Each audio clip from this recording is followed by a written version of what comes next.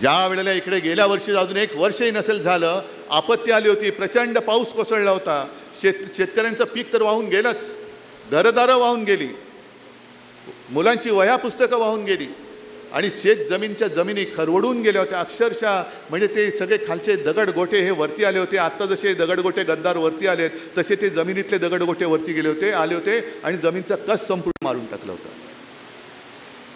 जे म्हणतात उद्धव ठाकरे फिरले नाही, उद्धव ठाकरे फिरले नाही, मग तेव्हा कोण फिरलं होतं? मी आलो होतो ना तुमच्या इकडे, पण त्या दौऱ्यामध्ये माझ्यासोबत राहुल होता. हा कुठे होता? गद्दार. मोर्चाला नुसता तोंड दाखवायला आला होता, पण मी शेतकऱ्याच्या बांधावरती जाऊन आंबारस, तुम्ही बरोबर होतात, अनेक तुमच्यापैकी सुद्धा अनेक जण सोबत असतील. आपण शेतकऱ्याला जाऊन भेटलो होतो, बांधावर जाऊन भेटलो होतो, त्यांच्याबरोबर बोललो होतो आणि मग तिथून आपण मागणी केली होती की शेतकऱ्याला संपूर्ण कर्ज मुक्त करा. त्या कुठल्याही दौऱ्यामध्ये हा गद्दार नव्हता. उद्धव ठाकरेंनी आमच्याकडे लक्ष द्यायला पाहिजे होतं. मला पत्रकारांनी विचारलं, म्हटलं बरोबर आहे, जर लक्ष दिलं